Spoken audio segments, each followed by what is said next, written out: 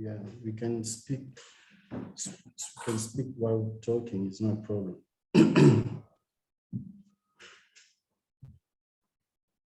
Okay. Okay, I think this is the time. We can start now. Okay. Welcome everybody. Hello everyone. In next presentation series. So today we're receiving Patient Kananu will be our speaker for today.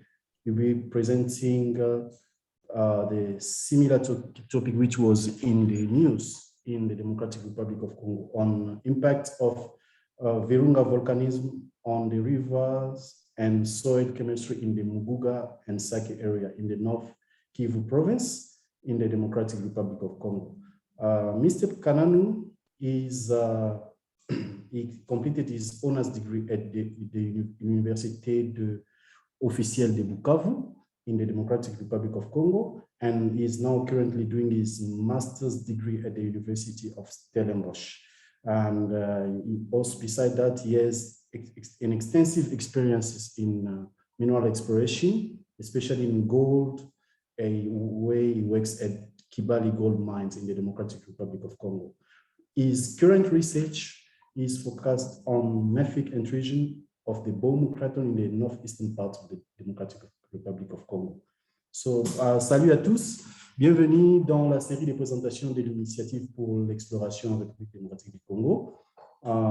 Pour les nouveaux venus, veuillez visiter notre page web qui est sur le premier slide de notre présentation. Aujourd'hui, nous recevons un monsieur Patient Kananu qui va présenter un sujet similaire à ce qui était dans l'actualité récemment en République démocratique du Congo sur les impacts du volcanisme de Virunga sur les rivières et sur la chimie du sol à Muguga et à Sake dans la province de Nord Kivu en République démocratique du Congo. Monsieur Kananu, il est licencié en géologie à l'Université officielle de Bukavu, en République démocratique du Congo, et il fait maintenant sa maîtrise en géologie à l'Université de Stellenbosch. Il a aussi une expérience en exploration minière, où il a travaillé sur l'or en République démocratique du Congo dans la compagnie Kibali Gold Mines. Et maintenant, pour ses recherches, ils sont concentrés sur les mafiques intrusions des Bomu dans le Congo Craton à l'est.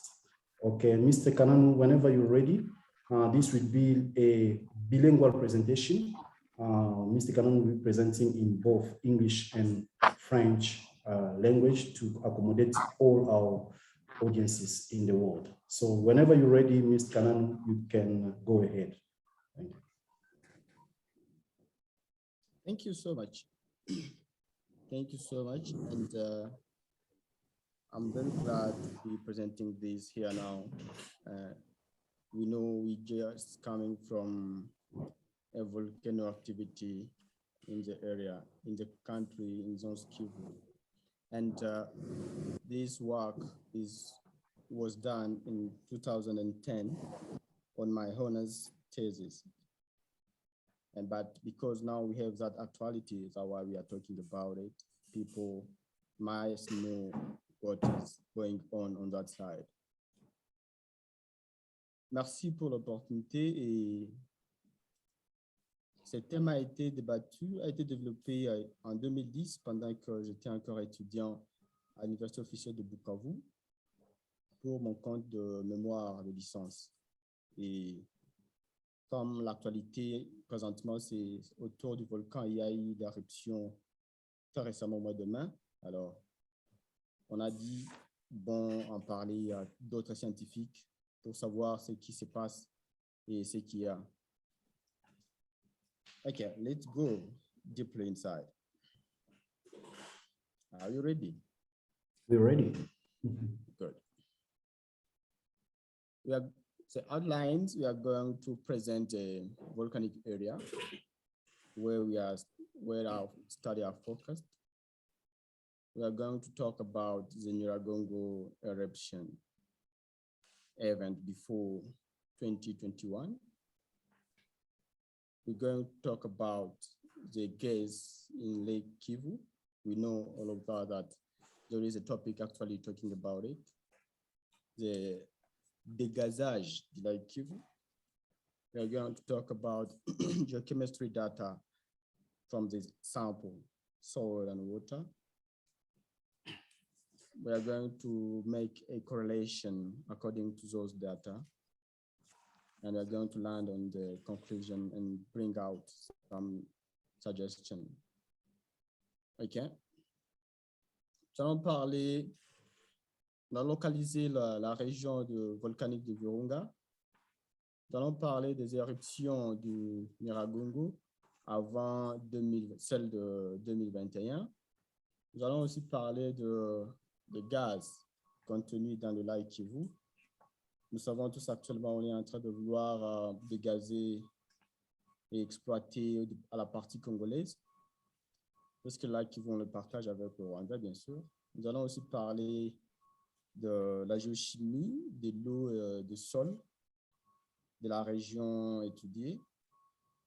Nous allons aussi nous appesantir sur la corrélation des données des laboratoires avant d'atterrir avec la conclusion et amener quelques suggestions pour l'avenir.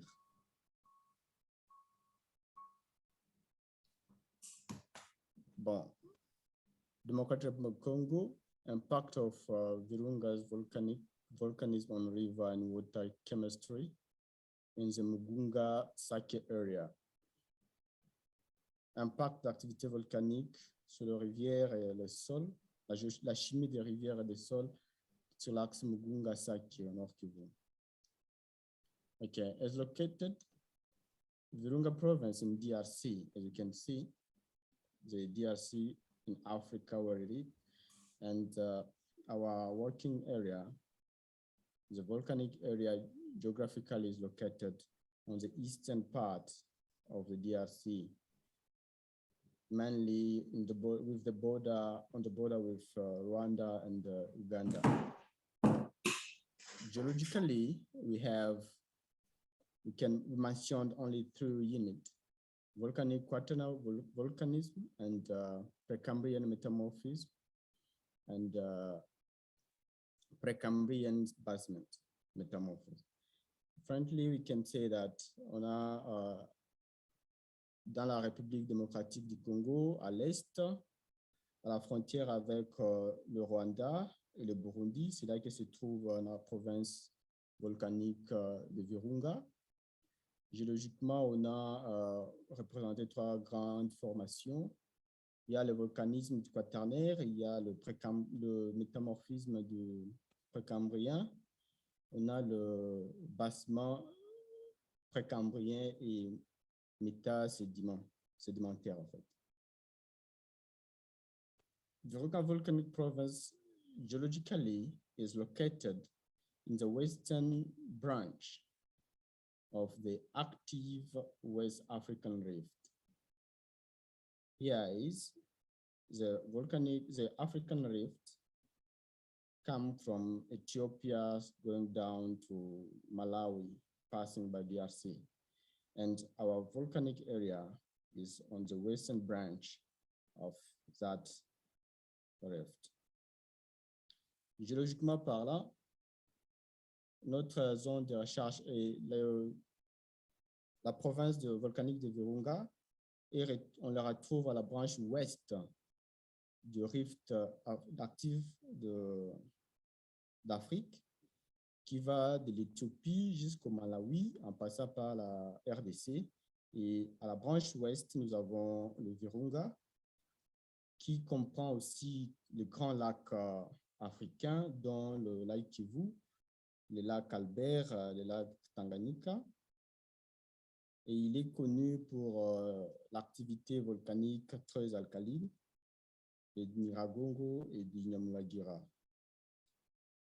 On top of being in that branch of the West active East African rift branch, We have the Lake Kivu, the Lake Albert, and the Lake Tanganyika inside.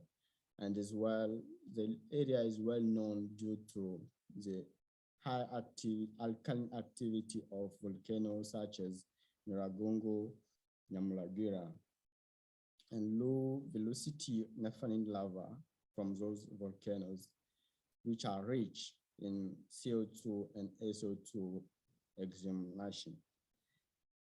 En plus de lave alcaline, nous avons aussi la fluidité, une grande fluidité de ces laves. Et les laves sont riches en CO2 et en dioxyde de silice aussi, de soufre. Okay. You can see here on my left hand side, on the new slide, we have where is the Nyiragongo, the Nyamulagira, please. We are going to talk a little bit on Nyamulagira before talking on the Virunga activity. The Nyamulagira is located almost on the northwest of the Nyiragongo, and we have there on this map all many events from 1938 to 1994. OK, sur ce slide, nous avons la localisation du Nyamulagira qui est au nord-ouest de Nyiragongo. Et on voit quelques coulées de lave d'âges différents, partant de 1938 à 1994, la période où Nyamulagira était très actif. On va parler un peu de l'histoire du volcanisme de la région depuis 1938, selon les données qu'on a pu recueillir.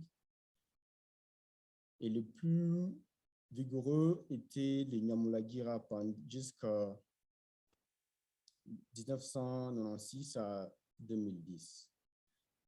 We are going to talk about the history of the eruptions area from 1938, based on the data we have, and the activity of Nyamulagira between 1996 and 2010.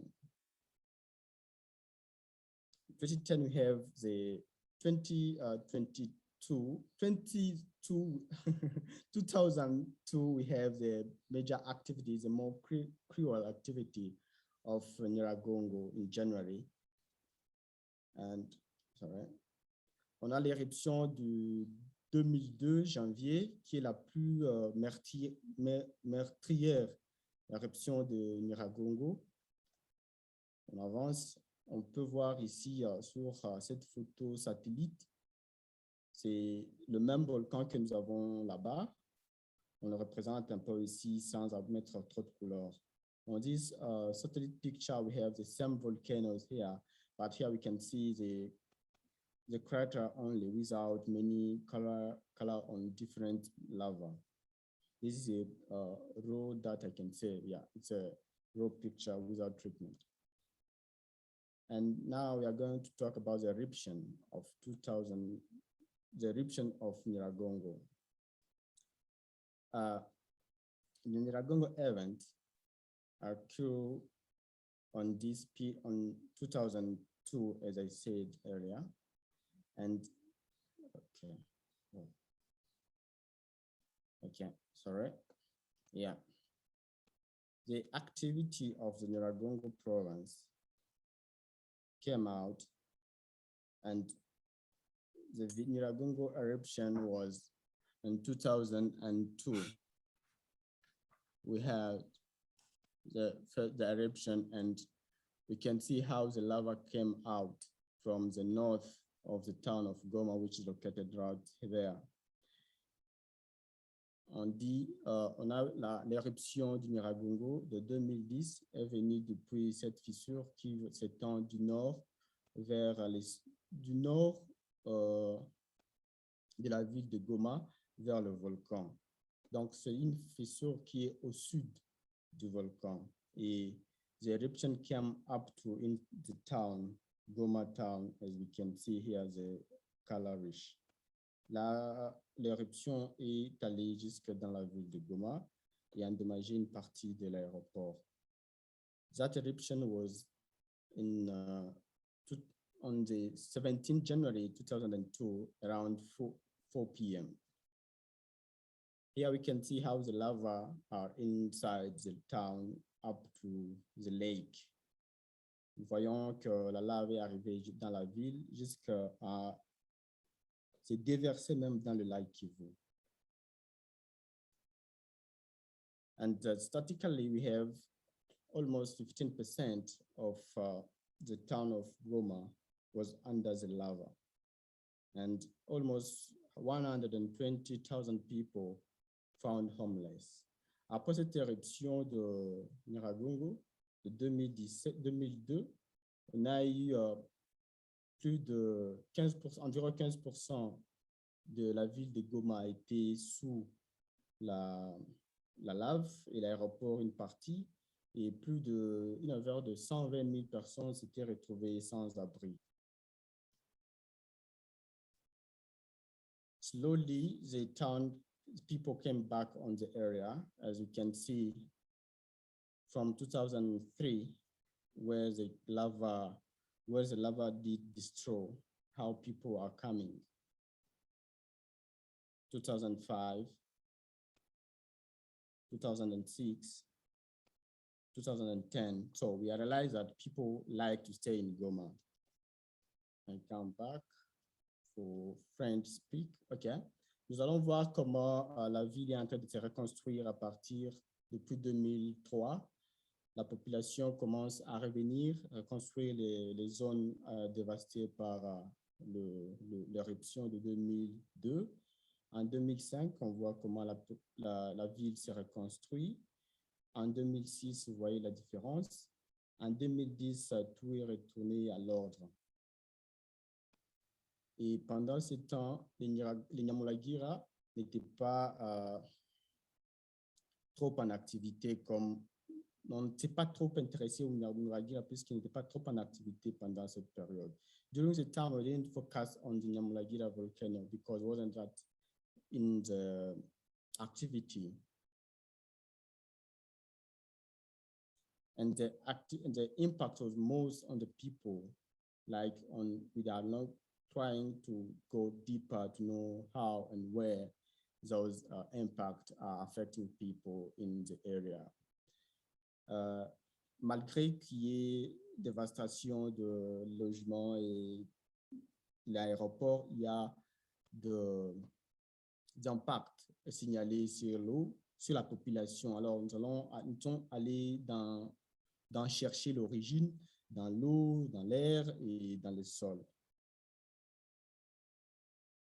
If we can talk about air, like gas, we have in North Kivu something called Mazuku. For those who know the area, the Mazuku, it may mean evil wind, which is essentially the CO2 concentration. Dans la région, si on parle de Mazuku, qu'on appelle le vent démoniaque, c'est une concentration au-dessus de la normale du CO2 qu'on a pu identifier dans la zone étudiée qui va de Goma à Sake, de Mugunga à Sake, bien sûr. Alors, les résultats ont été tels que la concentration en gaz variait de 0.0 qui est Sake vers 0.30 000 qui est Goma. Alors, on a pris des valeurs sur les différentes fissures d'émanation de gaz le long du lac Kivu et on a retrouvé que la teneur en gaz COD est au-delà de la limite mortelle.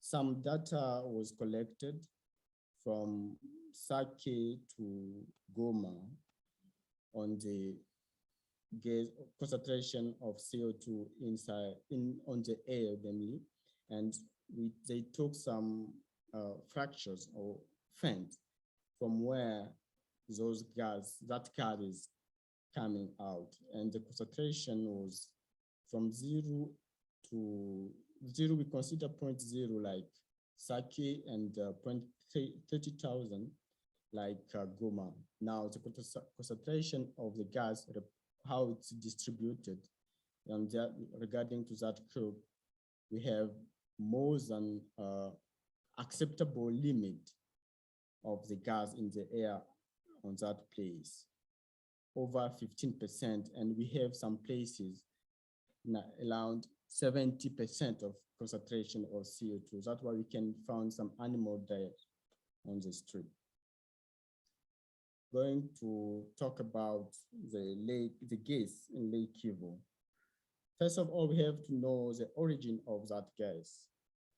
Is it really coming from the volcano or coming from underground or coming from the sea, the lake itself?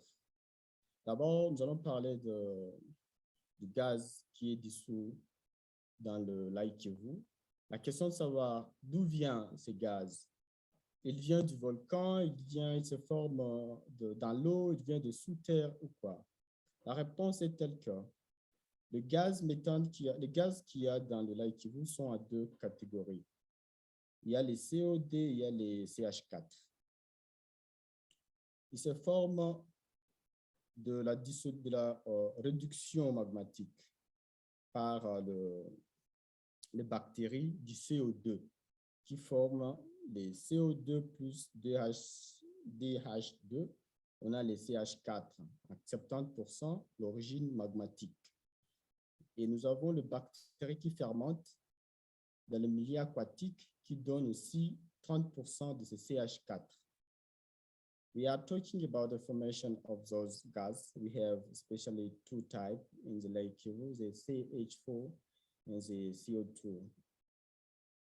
The CH2 from the magma reaction. Yeah, CO2 from magma reacted with the bacteria produce 70% of the CH4. And the fermentation of bacteria on sediment form the 30 other percent. So on the 100% of CH4 we have in the lake, 30 come from the sediment and 70 come from the gas, the magma activity. Estimation reserve of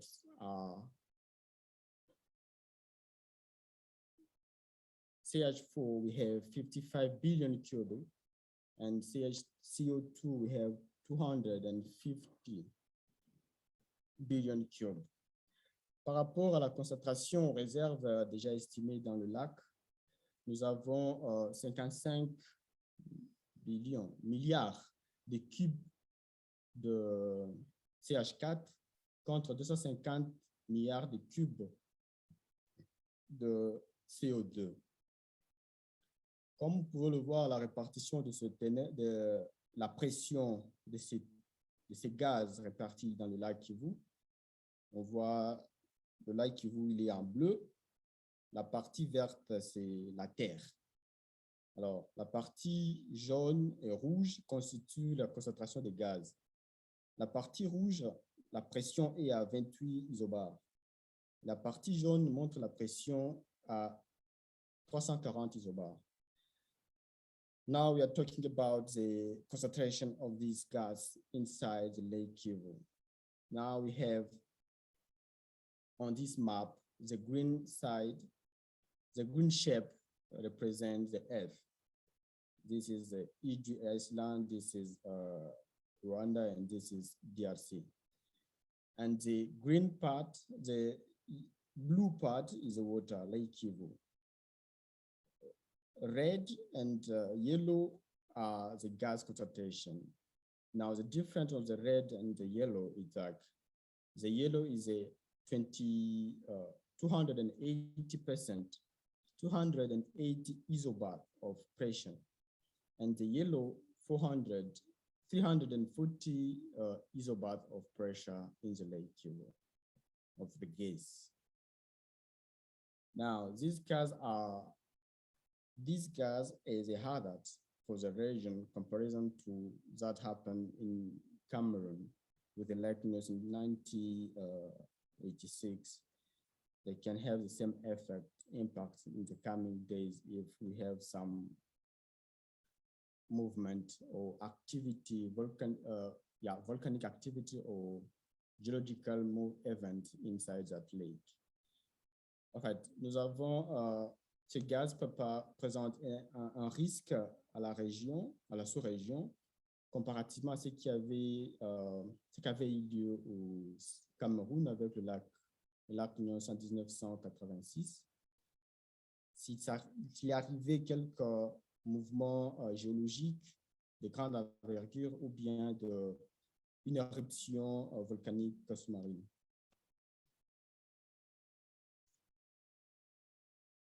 So if we have a huge volume of CO2 and CH4 in the lake, a big quantity of lava in the lake Kivu can cause what happened in Cameroon in 1986, or a volcanic eruption inside the lake can cause the same effect, or an earthquake with more than 7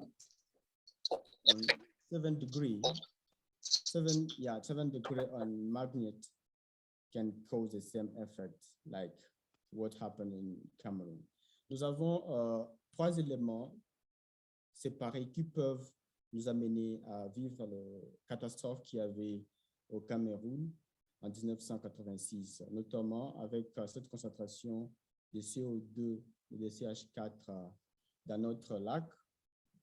On peut avoir soit une bonne coulée de lave dans le lac Kivu, ou soit une éruption marine dans le lac, ou soit un tremblement de terre de magnitude plus supérieure à 7 selon l'échelle de Richter. Ça peut causer l'explosion de gaz du lac.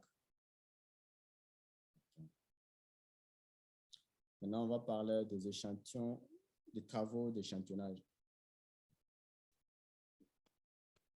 On avait échantillonné on avait prélevé 25 échantillons de sol à des différents endroits et 3 échantillons d'eau.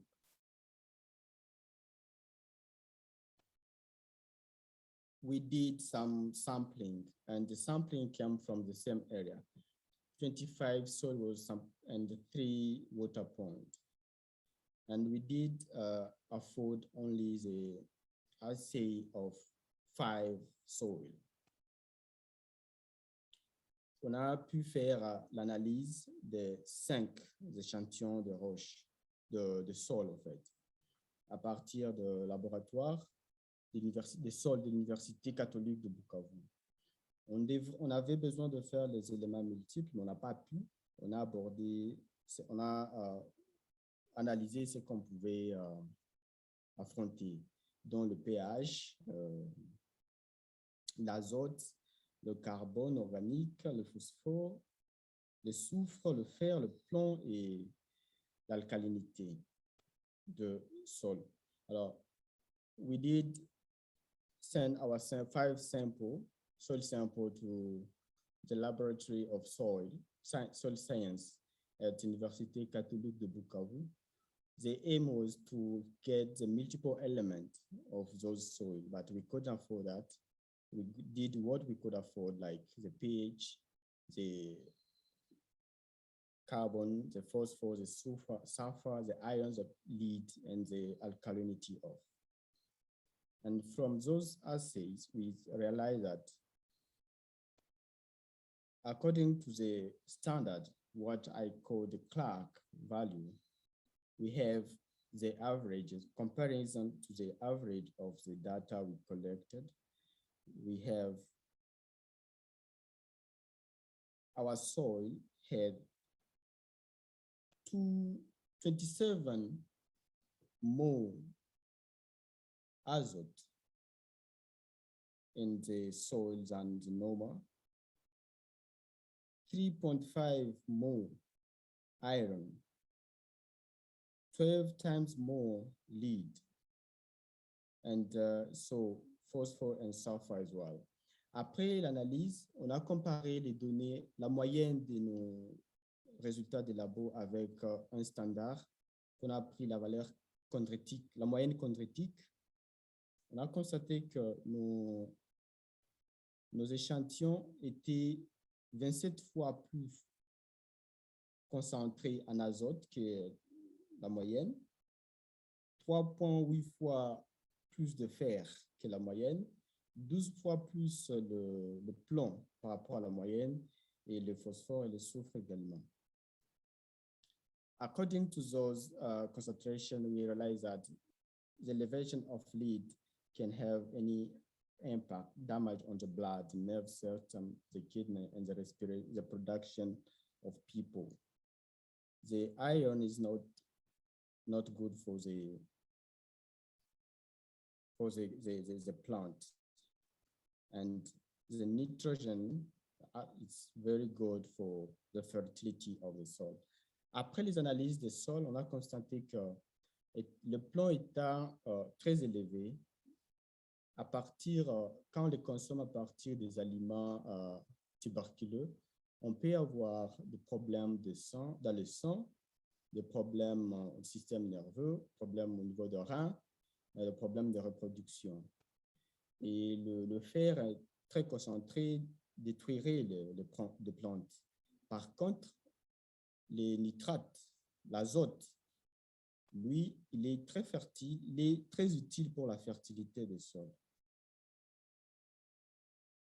From water samples, we get 3 points, one from the spring, one from the lake coast, and one other for a pipe from a well. Those data was sent, those samples were sent to the Centre de recherche en sciences naturelles in Bukavu. Pour ce qui est de l'eau, on a pris 3 échantillons, comme on a dit, un dans une rivière, sur une source, un échantillon dans le bord du lac et un autre sur un tuyau qui vient dans un puits. Et les 3 échantillons ont été envoyés au Centre de recherche en sciences naturelles de l'URO, CRSN l'URO à Bukavu. Et nous avons trouvé someone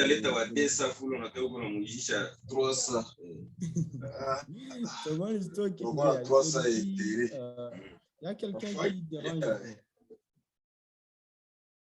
Yeah, and we send for this analysis, we get the phosphor, azote, nutrient, ammonium, hardness, pH, and chlorine, carbon, and alkalinity of the water. Après avoir envoyé nos échantillons d'eau au labo, on est revenu avec les résultats sur le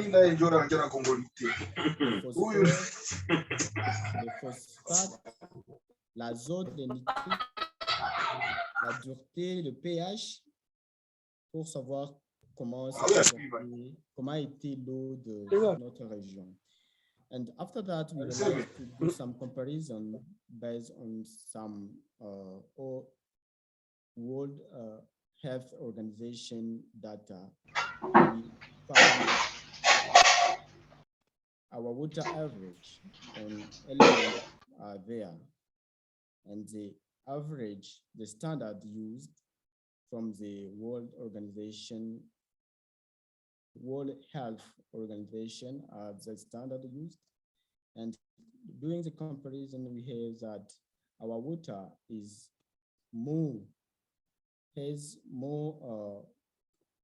very concentrated in many elements than the standard known.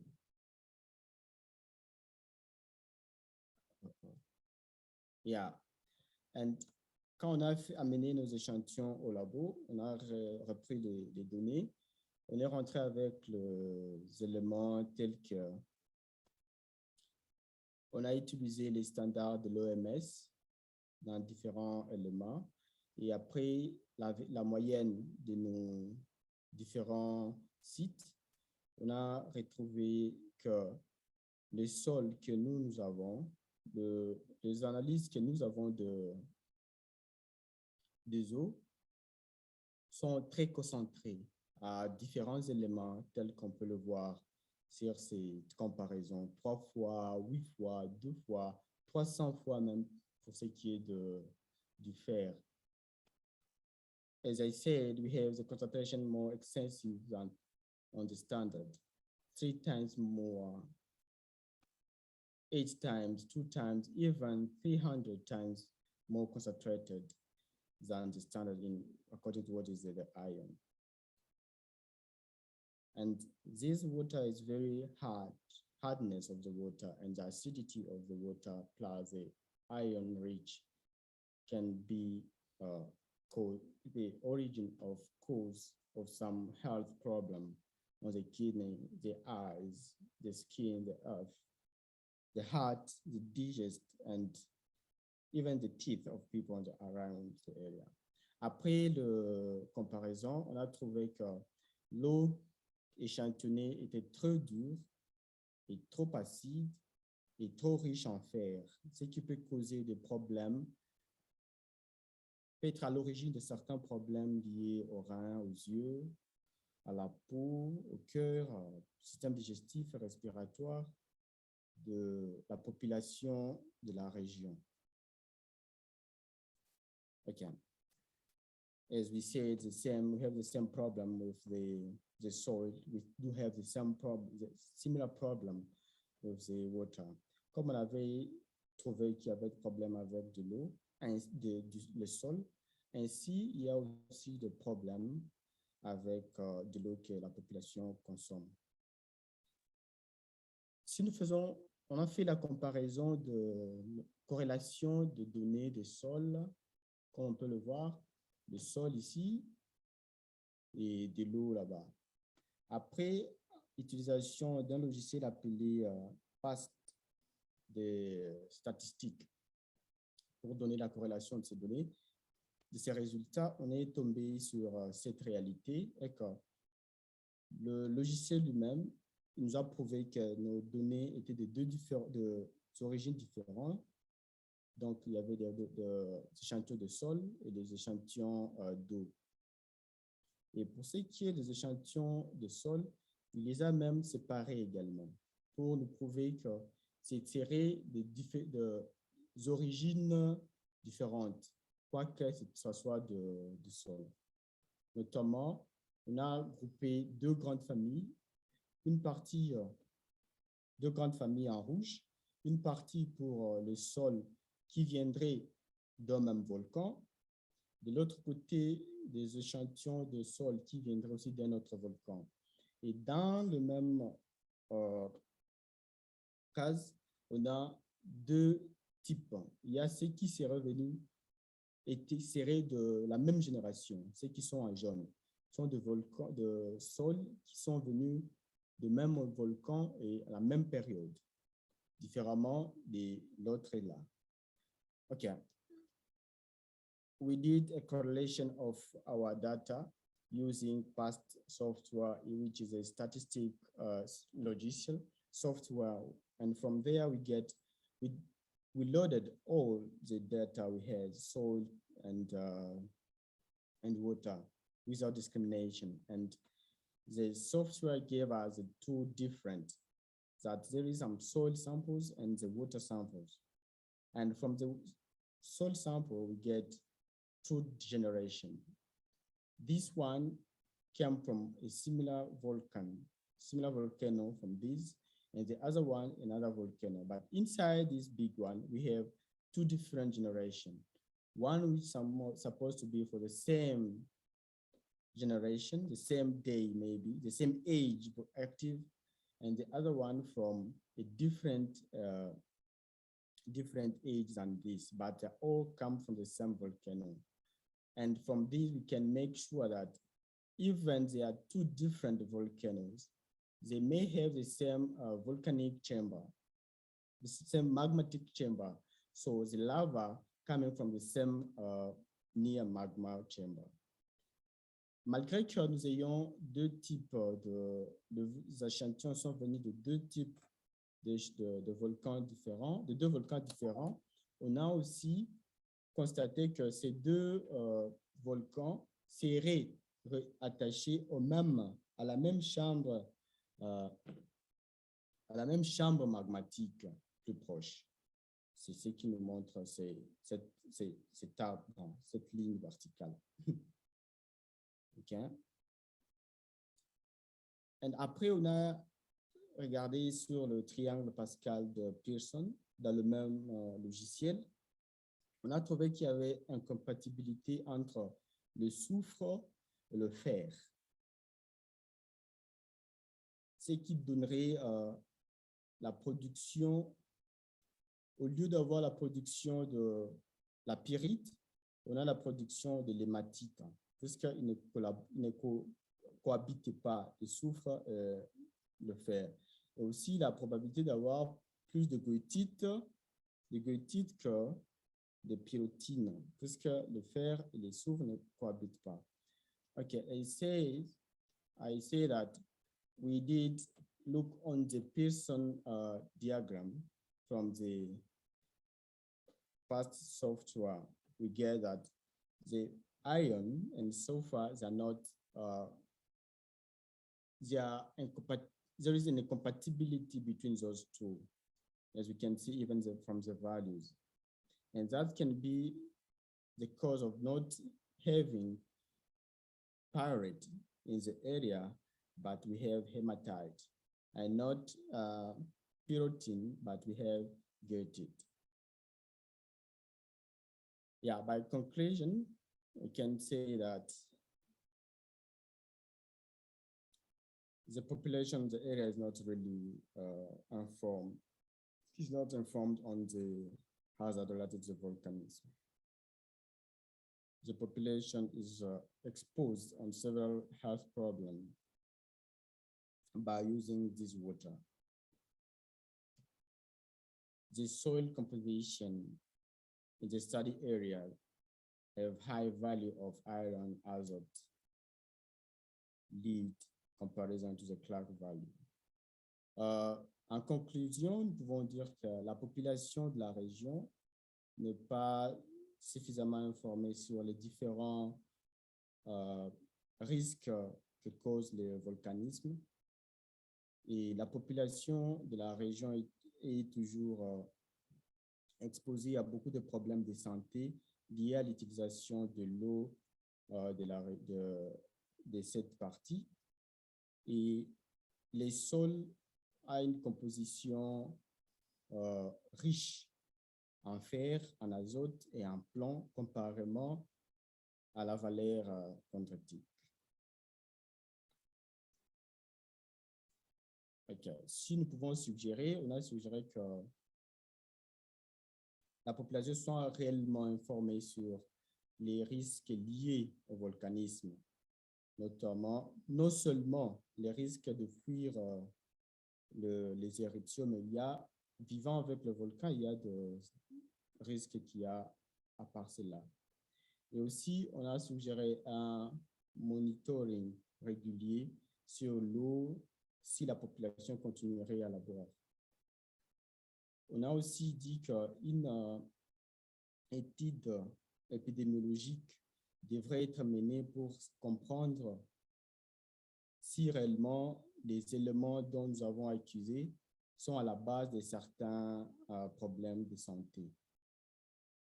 Et aussi, la présence du plomb dans le sol étant un bioaccumulateur, oui, il est possible qu'il soit ingurgité à partir de plantes, de végétaux que la population consomme. As suggestions, we suggest that the population living on the area should be informed on the volcanism hazard, not only from the lava flow, but by living around, there is some impact, some effect of this volcanism on them. And a regular monitoring should be done on the water if the population continue to consume the same water. An epidemiologic survey should be done to understand the development of and the health of the people living there. After realizing that we have lead rich in the soil, and the lead is bioaccumulates in some plants, the investigation in the tuberculum should be done to know really if it can get concentrated in those. Thank you so much for you guys. Ok, ok. Merci beaucoup, Patient, pour la présentation. Et en tout cas, c'est vraiment très intéressant. Pour ne pas perdre du temps, nous allons directement entrer dans notre étape de questions. Mais avant d'aller, il y aura à la fin un survey pour tout le monde. Nous demandons à tout le monde de participer. C'est juste, je pense, 2 questions, juste pour nous aussi d'améliorer tout ce que nous sommes en train de faire. So thank you so much, Patient, for the presentation. It was very interesting. So we now going straight to the questions. But at the end, please don't forget, all of us will gonna just do some survey just for us to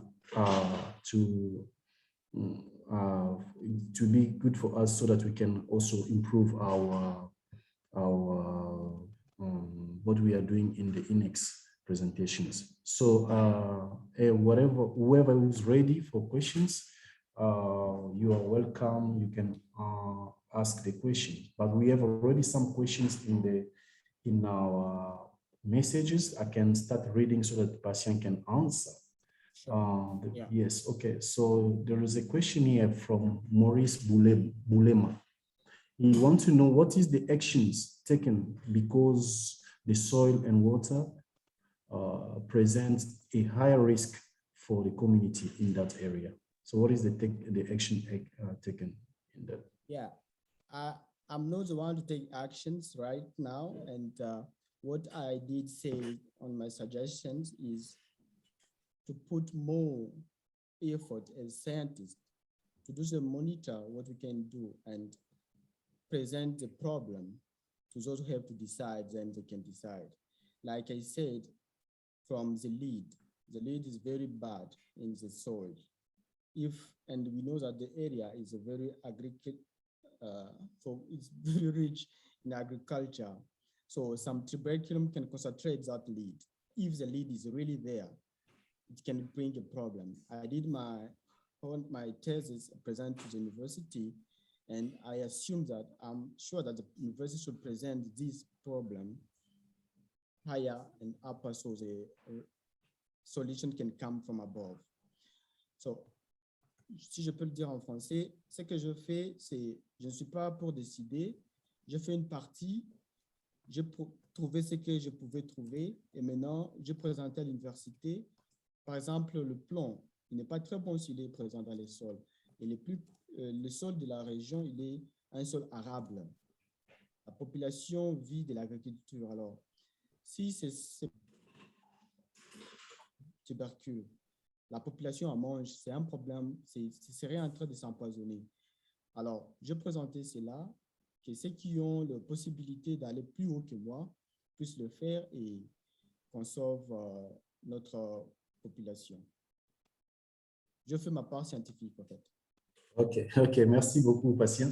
Alors, tout celui qui a une question, vous pouvez juste lever votre main. Je pense que tous nous savons comment l'utiliser et puis on va passer Patient pour répondre à votre question. So, whoever has a question, you can raise your hands. I believe all of us, we know how to use it, and just go to, I think, reaction, and then you raise your hands and you ask your question. Yeah, okay. So, Mr. Patient, I'm just worried because of, I don't know if you can go back to your slide where you were talking about how the gas was formed. Okay. Yes, because I thought, myself, I was thinking those gas was located in like a sedimentary rock. But now the way you are explaining it, it seems like the gas, they are just like floating in the water. I don't know if it's like that. So I don't know if you can go back, try to explain us more about it. Are they in the sedimentary rock and overlain by cap rock, or they are just floating in the water? Because if they are floating in the water, it will be dangerous. Okay. Talk about here. Yeah, the forming process. Okay, yes. This one. Yeah, I think this one. Yeah, this one. Okay. So what do you want to ask? I want to know, are they, the gas, are they just floating in the water or they are located in the sedimentary rocks after they're formed? Ok. Si je peux répondre d'abord en français. En français, oui. Ces gaz ne sont pas dans une roche. Ok. Ces gaz sont dissous dans l'eau. Ok. Sont mélangés dans l'eau.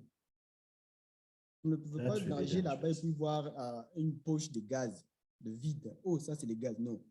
Ils sont dissous dans l'eau. Now, the answer is like, if I can translate what I said in French, these cars, they are not like a body of gas, like a void inside. You say, okay, this is a gas inside the lake. The gas are dissolved in the lake. Okay, okay. No, okay. That's good. Anyone has a question? Okay, we can see there is Martin Clausen. He can introduce himself and ask the question. Mr. Martin, you can, okay, cool. We're listening. Can you hear me? We can hear you properly, very well.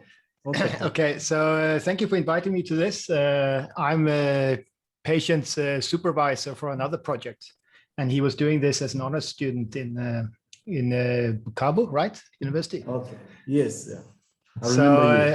And I have been he has presented this for me previously as well, so I know a little bit about it, and it's very interesting area, extremely interesting. Not least because of the volcanism, which is my interest in the field, but also the effects of this volcanism and so many other things, and with the oceans and the gases and so forth. Okay. So really interesting. What I wanted to ask a little bit is, from my perspective of volcanism, how did the most recent eruption compare to the one that happened in 2022, yeah, 22. Okay. Yeah. So you see there was a big fissure that erupted all the way down to Goma from the Nyiragongo volcano. But I'm wondering how was the eruption this time recently? Yes. Do you know? Yes, if we can talk about that. Je veux d'abord traduire la question en français. In French, yeah. Please translate it in French. So that... Je veux savoir comment a été la dernière éruption, celle de 2021, par rapport à celle de 2002, sur laquelle je me suis appesanti. Okay. Alors, the root of the lava is the same. They did use same dike. Yeah, the same picture. They used the same fence like the previous one. But this time, the lava didn't reach Goma town. It was mainly on this up north, the town of Goma. Okay, but the same fissure. Yeah, the same fracture and coming down in the town, but it didn't reach the town as this one. Okay. So which means the flow, the quantity of lava was also not as much comparing to the previous one, right? Yeah, that's sure. Okay. Ça signifie que la dernière éruption de Nyiragongo, celle de 2021, a utilisé le même passage que l'éruption de 2002. Toutefois que la quantité de lave, comme Phil Smith l'a dit, n'était pas aussi importante que celle de 2002. C'est pourquoi la lave s'est arrêtée juste au nord de la ville de Goma et n'a pas dévasté la ville comme celle de 2002. Okay. I don't know if you have another question, Mr. Martin. No, I only want to comment that I think a study on the soil and the water would be very interesting in this particular area. And we have just got a lecturer here, a new lecturer, a hydrogeologist, who you might propose the area to him, and we can see maybe there's something for research in the future. Yes, because myself, I'm also wondering about how they can reduce or how they can solve this problem. So I think if we can take it in another level of study, It will help a lot. Yeah, especially in the University of Stellenbosch, if you have someone specialist in that side. It requires a lot of analytical techniques and a lot of samples, eh? So Yes. it needs more of those. But I think it's possible here, but it all depends, of course, on if we can get the team interested or not. But we have the expertise.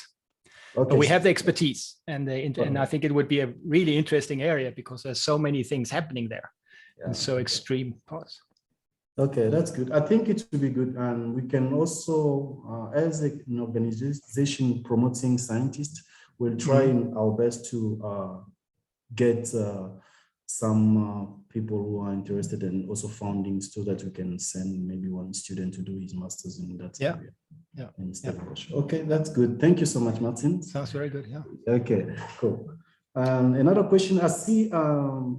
What is his name? There is Eric who said he just want to complete a question. Eric, are you ready to speak? Tu peux compléter la question, comme tu as dit, je vis ton chat là. Eric Kinsongo. Ouais. Je voulais compléter par rapport à la question du professeur concernant la comparaison des éruptions de 2002 et celle de 2021. En fait, il y a, à mon avis, c'est la différence. L'éruption a utilisé la même route réellement, partant se dirigeant vers Goma avec presque la même itinéraire. Sauf que la chance que la ville de Goma a eue par rapport à cette éruption, la grande partie de la lave s'était dirigée vers le Rwanda. Alors qu'en 2001, vers l'est. Oui, vers l'est, au Rwanda. Alors qu'en 2001, toute la lave s'était dirigée vers Goma pour atteindre les lacs Kivu. Tandis qu'ici, en 2001, en 2021, nous avons eu, la grande partie s'était dirigée d'abord vers le Rwanda. Et mais ça n'a pas arrivé au lac. Donc ça, c'est notre... Non, c'est parce qu'il y avait déjà une grande partie qui s'était déversée au niveau du Rwanda. En termes de quantité, ce que j'ai vu moi-même sur terrain, ça pourrait être la même quantité de la lave déversée. S'il n'y avait pas celle qui était... Oui, bon, avec ce que j'ai vu. Parce que j'ai dit ça comparativement à la quantité, à la hauteur qu'on a eu à comparer avec celle qui s'était dirigée au niveau du Rwanda. C'était vraiment énorme. Et si toute cette quantité s'était dirigée au niveau du Rwanda, on allait avoir la grande quantité de la lave jusque dans les lacs. Okay. So let me explain to Mr. Martin. So Eric is saying that it's true, all the lava was going like in the same direction comparing to the one which happened in 2002. But now the small difference is like there's also some of them they were directed toward the east in the Rwanda, and that was only the difference between the two. But most of the lava they were going in the same direction. That's what we want to add in that. Okay, so now we're talking about the structures, and the fractures, if they are the same or it created also another fractures in the eastern part. Yeah. Okay. Thank you, Eric. I don't know if there's another question here. Let me check. Okay. I think there's another comment. I don't know, maybe I can read it quickly in the chat. Oh no, there's let me take first. There is a name 7. I don't know if you I cannot see your name. Mr. Name 7, you can answer your question. Monsieur Name 7, vous pouvez poser votre question si vous êtes prêt.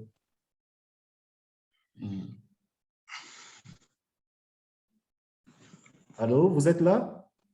Allô, oui, c'est Pierre Ferrouzzi. Hein? Oh, monsieur Pierre Ferrouzzi. Je voulais poser deux questions à patient. Alors, c'est des questions juste, les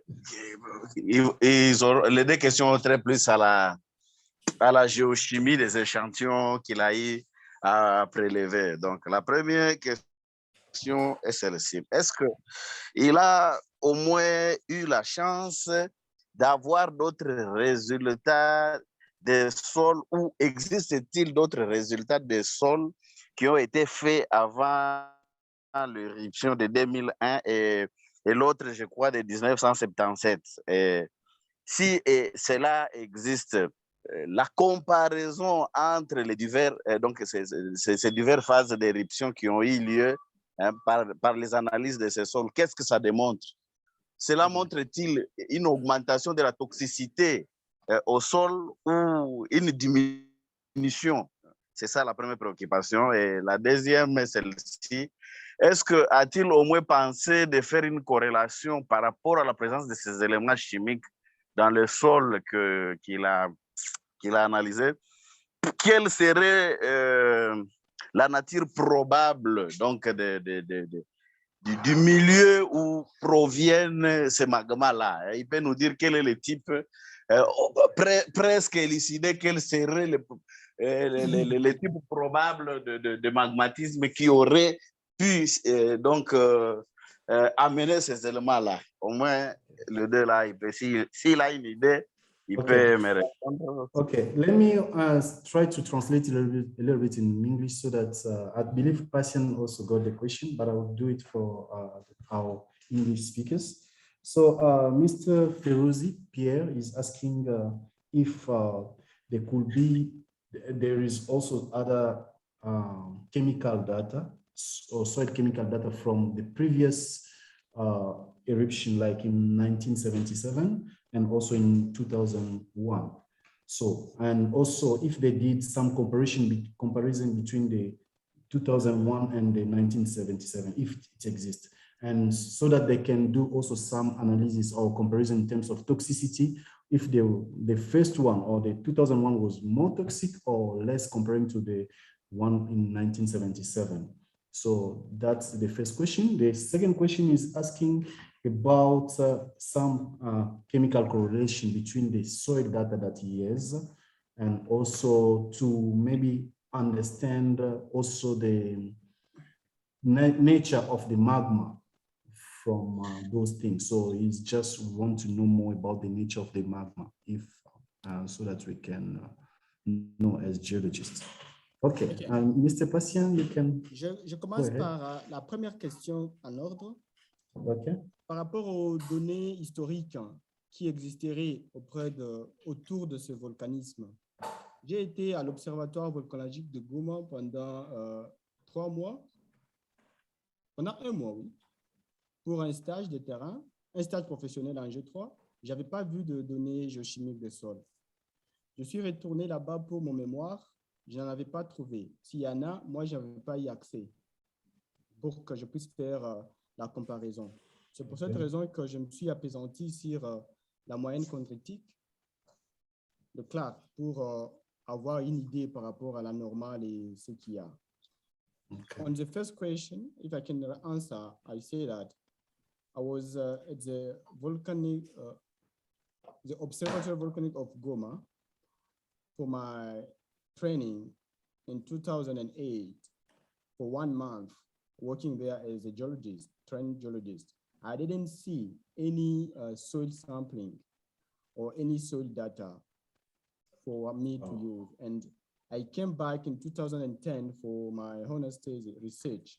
I didn't find any, so I may say that if they are there, I didn't have access on them, but I did what I could do and compare with the Clark value. That's a pity for the government if we don't have those data available. And it's a very pity. If we can talk according to the second question is which type of lava we have in the area. I mentioned it on the beginning, like poof, poof, poof. It's an alkaline. Alkaline, yeah. Alkaline, high alkaline lava. C'est pour dire que la lave est très alcaline pourquoi il est fluide. Et nous avons le volcan du type hawaïen de la région. I may say that the lava is very alkaline and very low viscosity. And we can say that we have the Hawaiian type of volcanoes in North Kivu. Okay. Papa Kadambi, c'est bon. I don't know if Mr. Martin can add something about it. Dr. Martin? Okay, can you Unmute, yeah. Yeah. Okay, so sorry. Okay. Yeah, sure, I can add, it is a very special alkaline magma there, that's for sure. If that's what you want me to comment on. It is Okay. also the kind of magma that has a lot of CO2 compared to many other magmas, eh? Yeah. I wouldn't say it's Hawaiian, it's not like that. It is more alkaline for rift related. So we have a lot of Rift-related. examples of a lot of carbon dioxide in these magmas. Okay. For example, the carbonatite volcano in Oldonyo Lengai in Tanzania, Okay. Okay, which is so basically here- carbonates, rocks formed from magmas that have so much carbon dioxide. Okay, thank you. So that Mr. could explain why you have these evil winds, masukas or whatever they're called, eh? Yeah. Masukas, yeah. Okay. And that could very well come from that, but it's not necessarily, it comes from the magma, yes. It gases off from the magma, but then it can travel along fractures on its own. So it's maybe not directly related to a magma per se, but it is Okay. likely the source, yeah.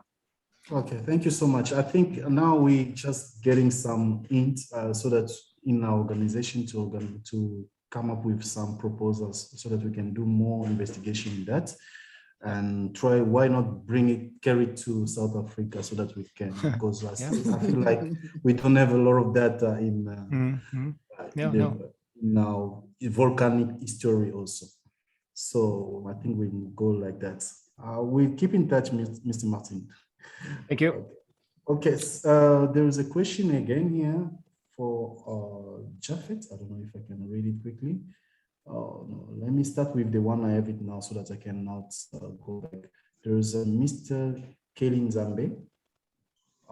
He said, let me read it quickly. Bonjour, patient, félicitations pour la brillante présentation. Je voulais avoir un éclairage en rapport avec le mécanisme d'éruption. Est-ce le point chaud qui justifie l'alignement des volcans avec le plus actif au sud par rapport au mouvement de la plaque africaine, ou vous avez une mise à jour avec un mécanisme différent à partager avec nous? Je ne sais pas si, patient, tu peux lire là-bas pour... Tu peux traduire d'abord? Okay, so let me try to translate a little bit what he's saying in English.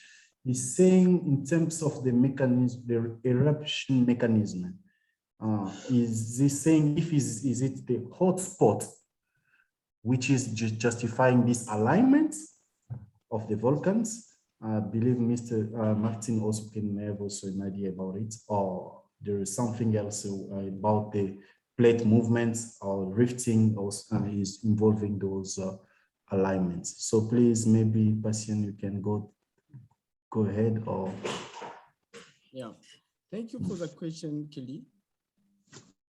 If I can answer you on this, I may say like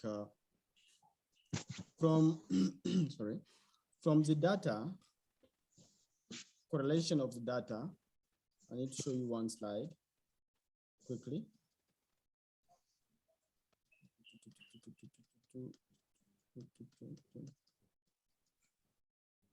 Oh, wow, sorry. En fait, je voulais montrer une diapositive pour, pour parler à Kelly. En fait, from this slide,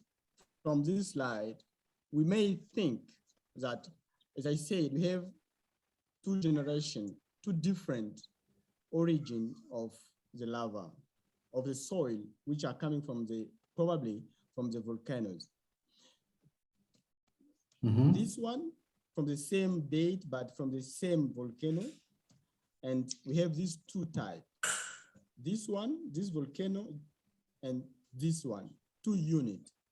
And we may think, I did even say it in my presentation later, that it may be from the same magmatic chamber, near magmatic chamber, where it comes from because of this unification there. Je disais qu'après la présentation de la corrélation de ces données, on a mis en évidence des volcans différents. Celui-là et celui-ci. Celui-ci avec deux événements, deux échantillons qui seraient du même événement et un qui viendrait d'un autre événement. Mais à la fin, j'avais dit qu'il y aurait, ce serait venu de la même chambre magmatique. Bon, pour parler de points chauds, nous rentrons à l'autre slide, s'il vous plaît. If we need to talk with the hotspot, we are coming to the other slide. Sorry. By looking on how the volcanoes, the active and not active ones, are aligned, we may say yes, there can be a hotspot inside from where the volcano gets lava. So do you think it's a hotspot system, or it could be maybe just because of drifting? Voyant l'alignement de ces cônes volcaniques qui est nord-est, sud-ouest, je peux dire oui, qu'il y aurait un point chaud qui alimenterait ces volcans. Les plus éloignés au nord ne sont plus actifs. Ce sont actifs, c'est celui qui est au sud. Qui vous dirait que demain, après plusieurs millions d'années, on va l'avoir dans le lac Kivu, on ne sait pas. So I was saying that looking on the alignment of this volcano from the northeast to the southwest, we may think that there is a hotspot, and all those which are in the northern side, they are not active anymore. The one active are these two in the southern area. We may say, yes, we have a hotspot somewhere. And why not another, after a few million or billion years, have another activity in the Kivu Lake?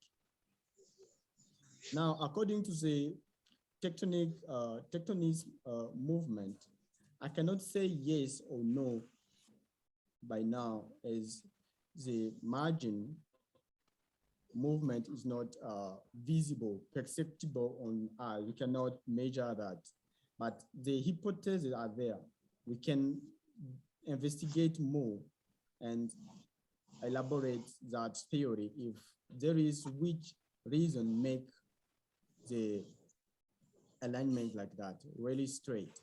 Je disais que par rapport au mouvement de plaques, je ne sais pas dire un oui ou bien un non par rapport à ça, mais il serait mieux qu'on fasse de plus d'investigations pour cerner pourquoi cet alignement. Si c'est un point chaud, oui, et serait à cause de mouvement de plaques. Mais à la fin, on pourra avoir une bonne précision.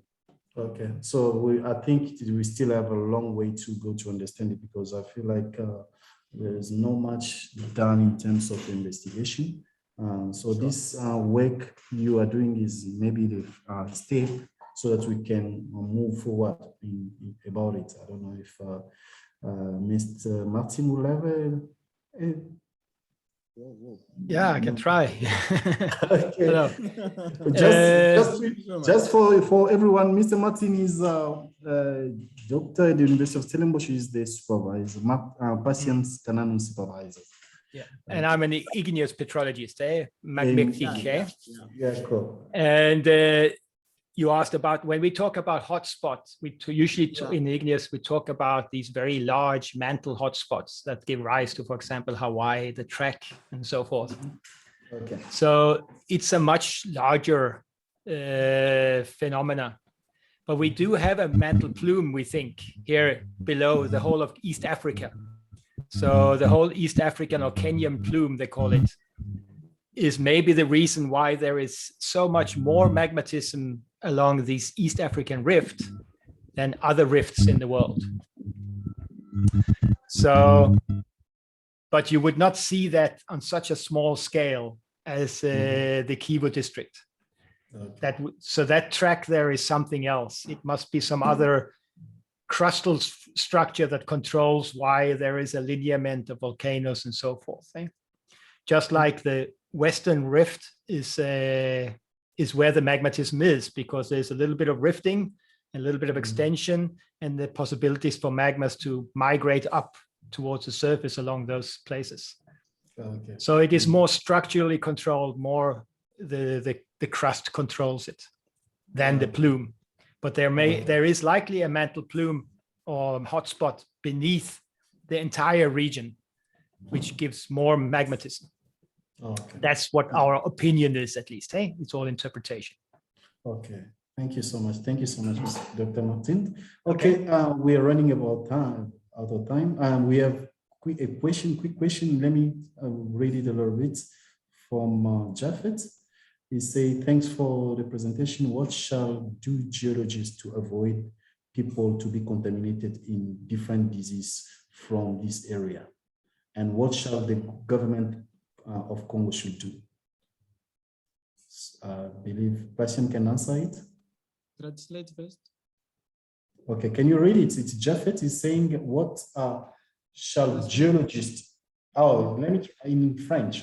So, Patient, Japheth est en train de demander si, qu'est-ce que les géologues doivent faire pour éviter la contamination et puis éviter aussi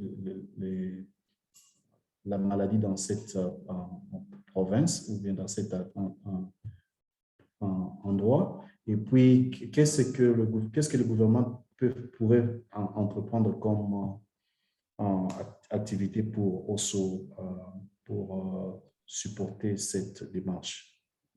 Okay. As a geologist, I'm not sure we have much to do to prevent people who are living in that area to not to be that safe. As the only one thing we can do is to inform them according to the risk, the hazard, which present the volcano activity there. The most common, everyone knows it, is the flow lava and the earthquake sometimes, but they don't really know on what is going deeper and what is affect on that, the soil, how the soil can affect them and the water, that they don't know. We can inform them, and as they're responsible to take some decision. So people should not do this, they should not do that, they should do this. I think as a geologist, it's only to present the fact to those who have to decide, and them they will decide. And we can orient our people, our brothers and families on how they can behave on that area. Nous, comme géologues, nous n'avons pas beaucoup à faire. Ce que nous pouvons faire, c'est donner les informations scientifiques que nous détenons et que les décideurs puissent en prendre des décisions adéquates. Par exemple, pour ce qu'on peut faire, c'est orienter les nôtres. Non, il ne faut pas te comporter comme ceci, il ne faut pas te comporter comme cela, et à eux de voir comment, à leur niveau, se protéger. Par exemple, on peut leur dire, par rapport au volcanisme, il faut te comporter, il ne faut pas être à tel endroit pendant qu'il y a éruption dans telle zone, pendant qu'il y a tremblement de terre, comment te comporter, mais ils mangent ce qu'ils plantent là-bas. Ils boivent de l'eau là-bas. Alors, on ne va pas leur interdire de ne pas boire de l'eau, peut-être. On peut leur interdire de traiter cette eau. On ne va pas leur dire de ne pas manger la bouffe. On va leur dire de planter là où ce n'est pas affecté. We don't have, they are using the water on that area. They are eating food grow from that area. We are not asking them to not drink water, but we can ask them, orient them how to treat the water before drinking. We don't have to tell them not eat the food you are growing here, but we can orient them where to grow better to avoid those problems. Okay, cool. Thank you so much. Okay, there is another one from Albert Chinkadi. he wants to know, en français, il a dit, patient, s'il vous plaît, y a-t-il d'autres éléments dangereux à la vie humaine que tu n'as pas fait allusion ou c'est seulement ceux que vous avez soulignés? So he's asking if we don't have any others hazard in that area in terms of those elements you mentioned, or maybe they are only the one you just said. Okay, I may say I didn't do multiple elements, I say. That was the aim. The aim was to do multiple elements, and from there, I should make the comparison. I could compare the data I collected and what is there and what is the normal. I didn't do the multiple elements due to what we know in our country. We don't have many labs and powerful ones. So other harmful mineral or element can be there, but I didn't investigate them. I couldn't investigate for them. Je disais que l'idéal serait de faire l'étude d'éléments multiples des échantillons de la région.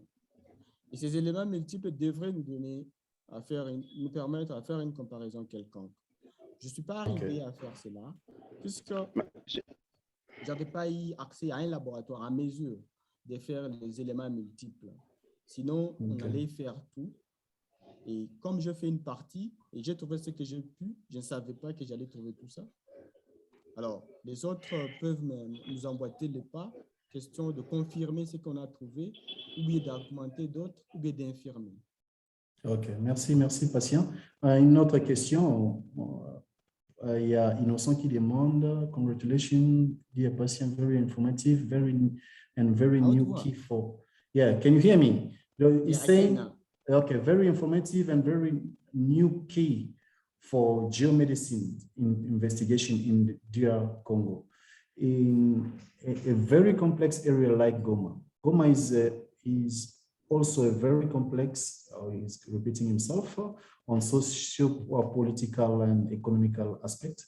Research should pay particular attention to chemical dispersion in the area. My short question, how can you explain the correlation of tectonic and volcanic activity in the emanation of gas in this area? I don't think so you did that.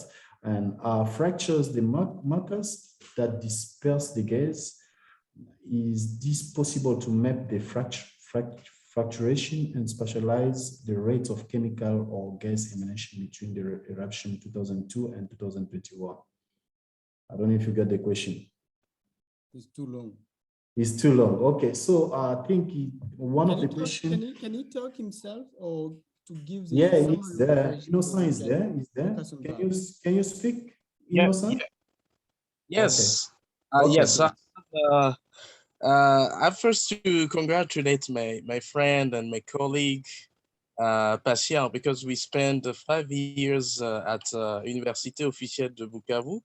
Okay, cool. He was really a very famous student and very engaged. Okay, cool. Thank you. Please go ahead. We are running out of time. My question is to understand the correlation between tectonic and volcanic activity with emanation of gas. If I want to split that, I want to know if Patient is able to map all the fractures, all the markers where the emanations of gas can occur, and provide to us the rate of that emanations, the rate of each gas, which may be harmful to the population. And I want to know if it's possible to map and give the comparison between the two time of eruption, since so the 2022 and 2021. So to see what the comparison between so the rate of emanation, how it's affected the population. That's the question. That's the way I. Okay, yes, I don't know if Thank you. Passion can answer it, but I feel like this could be taken in our organization. This could make like a very good topic for some scientific research. But Passion, if you can try, please do it. Yeah, let me try doing the comparison between the two last events of the Nyiragongo. I have answered already on that question with Kasereka. Eric did help us. If I can repeat that, is those two events, they came on different time, but using the same fractures. But the impact on them was not that much on the same level. The first one came that much in Goma. The lava flow was much in Goma.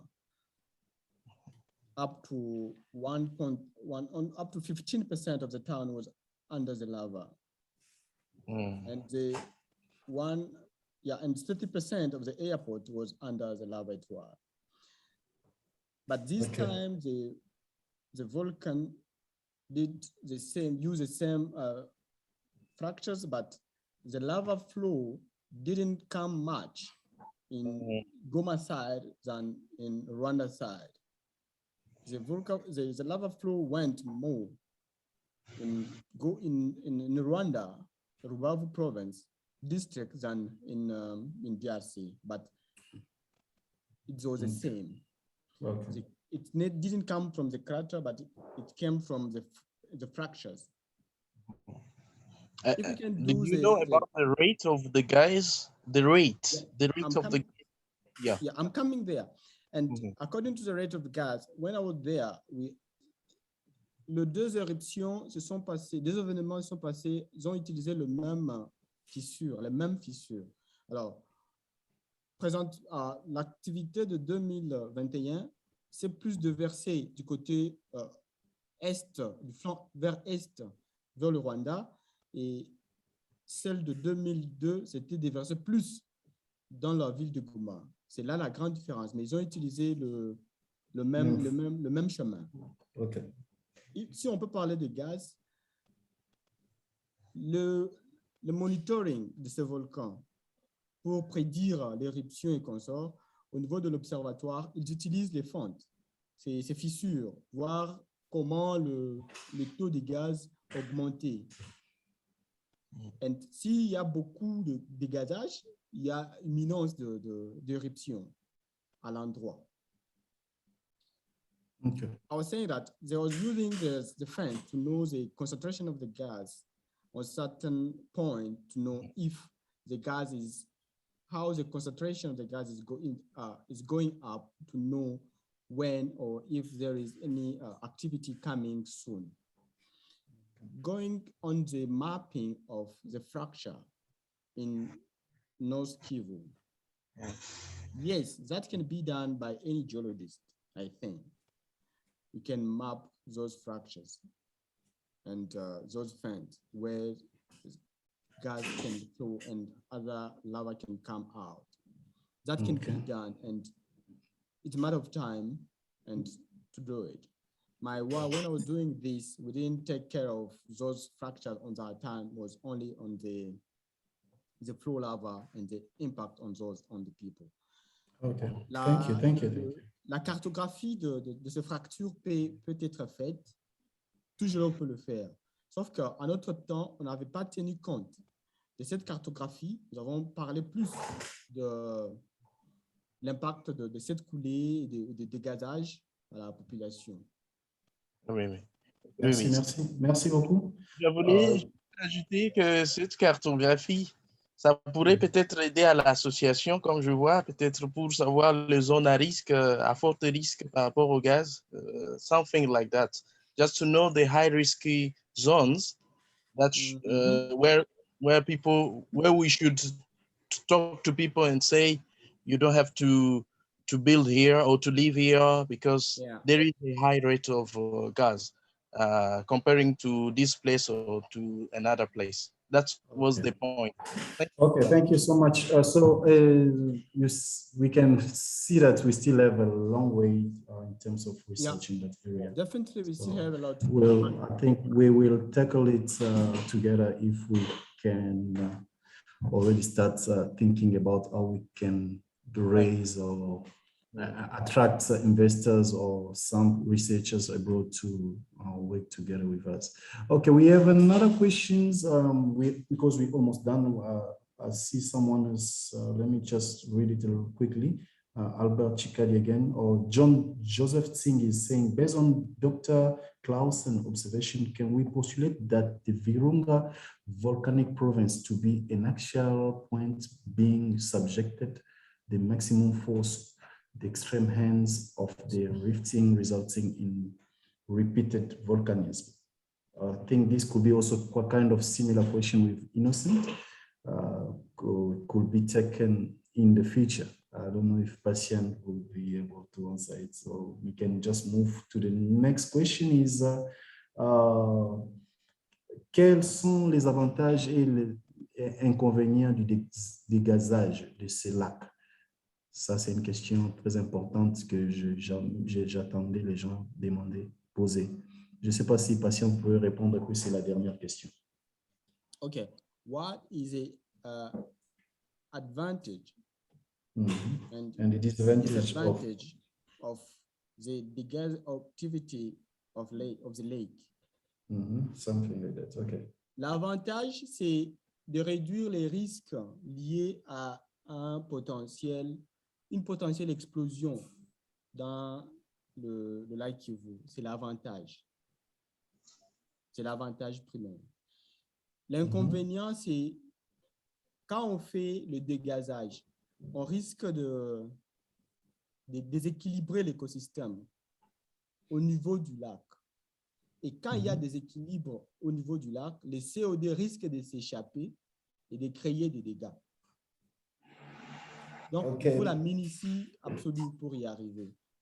I was saying that the advantage on this activity is to pull out the gas and make the lake more safe for the environmental people. And the problem can be when we are extracting the gas, the CH4, the methane gas inside from the lake. If we don't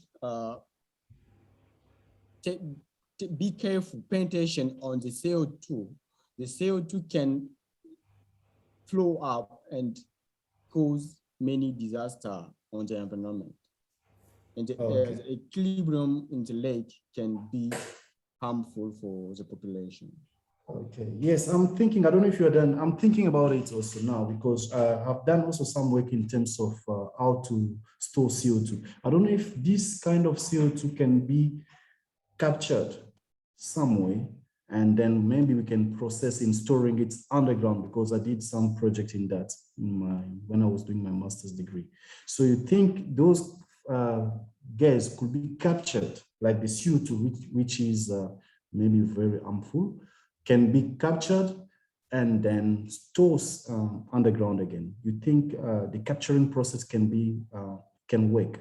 Because if we can capture it, it's good, we can store it. Yeah. I think it can work. Yeah. Si on peut capturer les CO2 et les enfouir sous sol.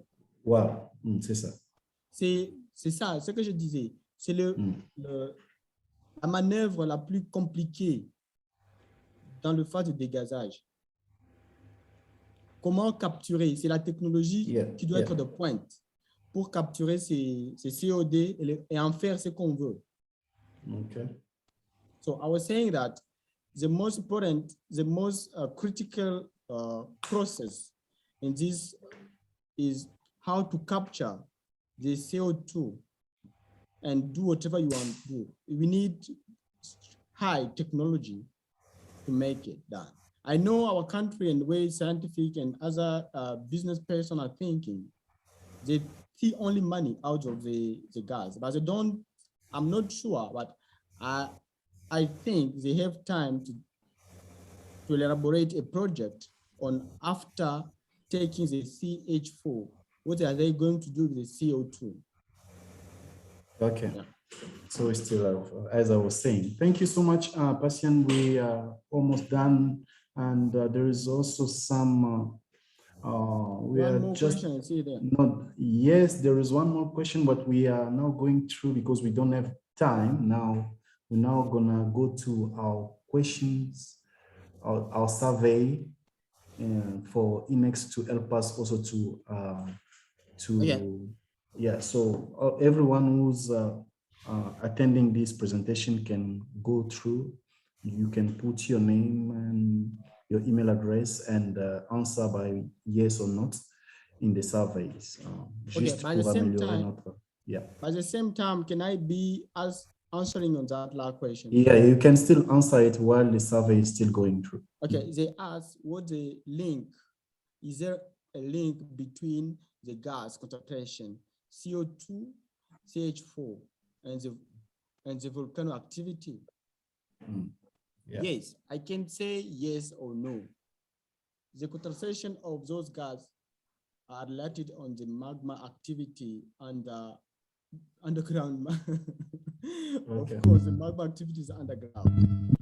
As I said, hello? Yeah, we can hear you. There is someone who's making some noises, but I think the as, technique will take it. I elaborated on this map, on this chart. There is a correlation, really. Yeah, there is a correlation between the volcano by taking volcano like the magma activity, because the gas we have, the CH2 and CH4 and CO2, it's a reaction of the CO2 with the bacteria from the magmatic, which creates 70% of our gas, our CH4 gas. Je disais que on peut dire oui ou non par rapport à l'activité volcanique sur la concentration de nos gaz, puisqu'on a l'activité volcanique d'une part qui nous donne 70% des CH4 que nous avons.